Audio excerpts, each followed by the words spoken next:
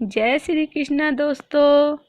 मैं रेशु आज आपके लिए एक नई कहानी लेकर आई हूँ। हमारे चैनल पर नए हैं तो चैनल को सब्सक्राइब कीजिए, लाइक कीजिए और शेयर कीजिए। तो कहानी शुरू करते हैं। कविता जी जब रोटी बना रही थी कि तभी किसी ने दरवाजे की बेल बजाई। कविता जी रसोई घर में अपने हाथों पे लगे आटे को धो रही थी। तब तक दरवाजे की कुंडी बज रही थी। वह लगातार बोल रही थी, रुको, मैं आ रही हूँ। अब इस उम्र में वह भागकर जा भी नहीं सकती दरवाज़ा खोलने के लिए। जैसे ही उसने दरवाज़ा खोला और सामने देखा तो उसकी बेटी पूजा दरवाजे के बाहर खड़ी थी। तब उसे आश्चर्य हुआ कि कुछ बताया भी नहीं, मैंने भी नहीं बुलाया तो पूजा अचानक कैसे आ गई।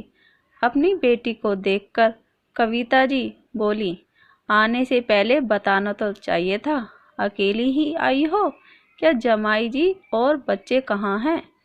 कविता ने एक साथ कई सारे सवाल किए। तभी पूजा बोली, माँ, क्या कोई अपनी प्यारी इकलौती बेटी का ऐसे स्वागत करता है? मुझे लगा कि तुम मुझे अचानक देखकर बहुत खुश होगी और सबसे पहले मुझे गले लगा लोगी, पर यहाँ तो उल्टा ही हो रहा है। शायद तुम दुनिया की पहली माँ होगी जो बेटी को ससुराल से आने पर घर आते ही देखकर खुश होने के बजाय चिंता में पड़ गई। क्या मैं अकेली इस घर में नहीं आ सकती? क्या हमेशा दामाद और बच्चों के साथ ही आना जरूरी है? बोलते हुए पूजा घर में प्रवेश कर गई और अपना सामान रखकर बोली, भाभी कहाँ पर हैं? भाभी जल्दी चाय नाश्ता लेकर आओ, आपकी ननंद आई है। बहू घर पर नहीं है, अपने मायके गई है, माँ ने कहा। अच्छा, इसलिए तुम घर संभाल रही हो और खाना बना रही हो। तुम्हारी बहू के तो बड़े ठाठ हैं। बहू मौज से घूम रही है और सास घर संभाल रही है। देखो ना, आपने बहू के आने से पहले ही खाना बनाकर रखा है। उसे घर आकर कुछ भी काम करने की ज़रूरत ही नहीं पड़ेगी। बड़े नसीब लेकर आई है आपकी बहू। और एक मैं हूँ जिसे उसकी सास कभी एक गिलास पानी भी नहीं पूछती।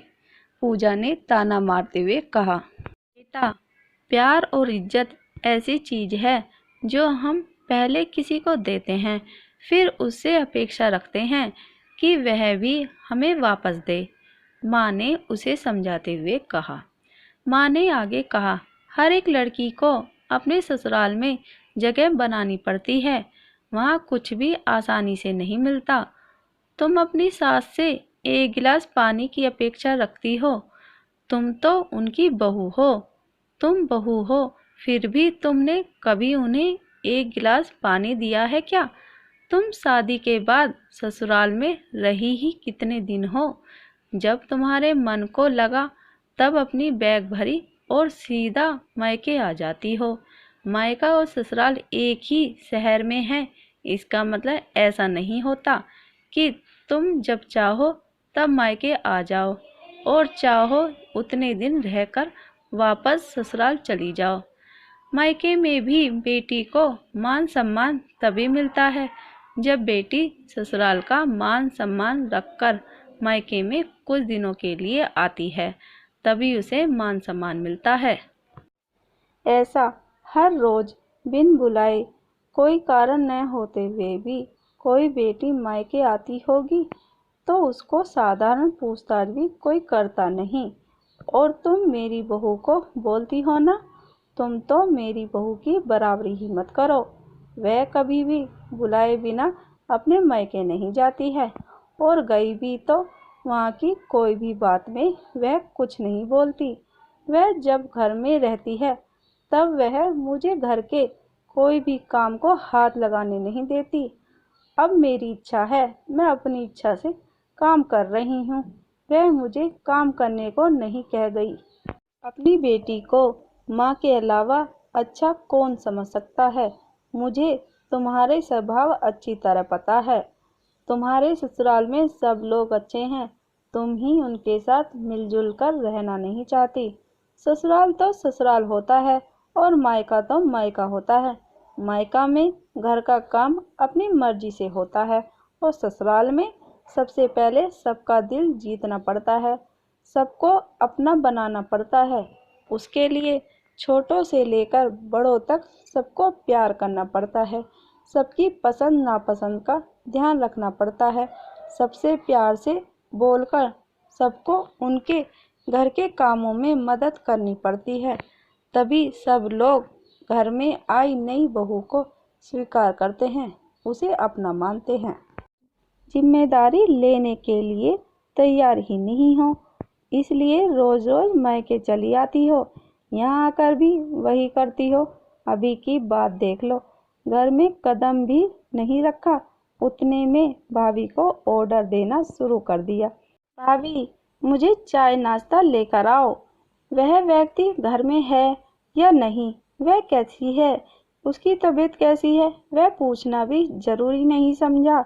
घर में आए मेहमान की मेहमानदारी होती है, पर उनका बर्ताव, बोलना सामने के व्यक्ति को पसंद आए तो मेहमानदारी न मांगते पूरी होती है। पर तुम्हारा ऐसा बर्ताव मुझे ही पसंद नहीं आया तो तुम्हारे ससुराल के लोगों को कैसे पसंद आएगा। तुम बोलती हो ना मेरे बहू के बहुत ठाठ हैं, तो वो बात सही है। उसने हमारा दिल जीत लिया है और हर एक के दिल में खुद की जगह बनाई है। वो रोज रोज तुम्हारे जैसे ससुराल के लोगों के साथ झगड़ा करके मायके नहीं जाती। इस वजह से ससुराल और मायका दोनों जगह उसकी इज्जत होती है। जब तक उसे अपने मायके से बुलावा नहीं आता तब तक वह जाती नहीं।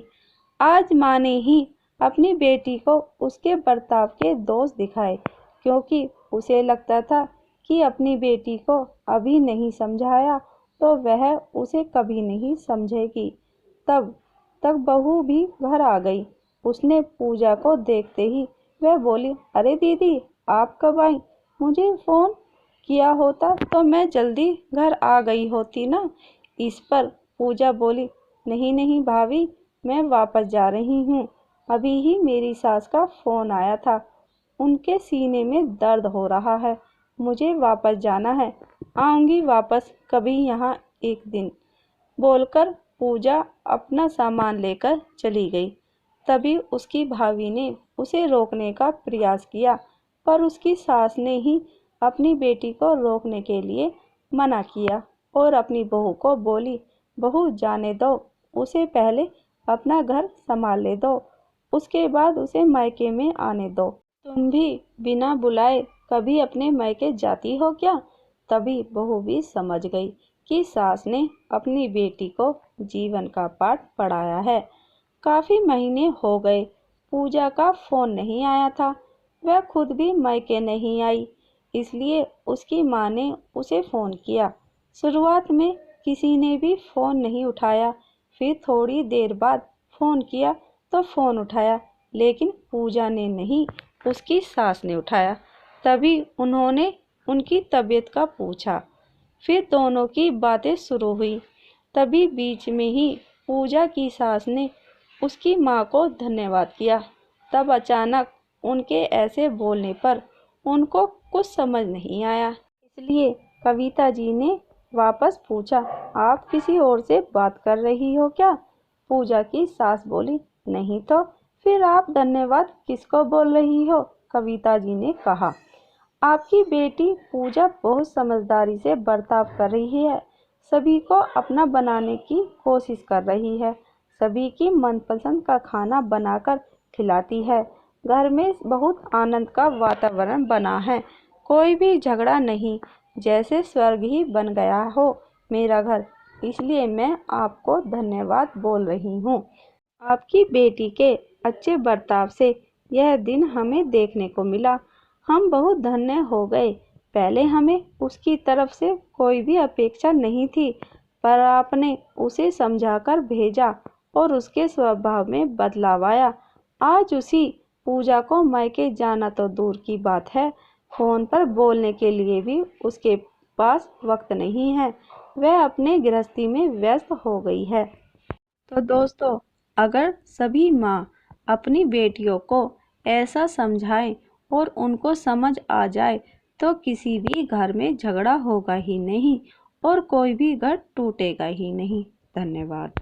तो दोस्तों, आपको हमारी कहानी कैसी लगी हमें कमेंट करके ज़रूर बताइए। कहानी पसंद आई हो तो प्लीज़ लाइक और शेयर करना बिल्कुल भी ना भूलिए और इस तरह की कहानी सुनने के लिए हमारे चैनल को सब्सक्राइब कीजिए। कहानी सुनने के लिए आपका बहुत बहुत धन्यवाद।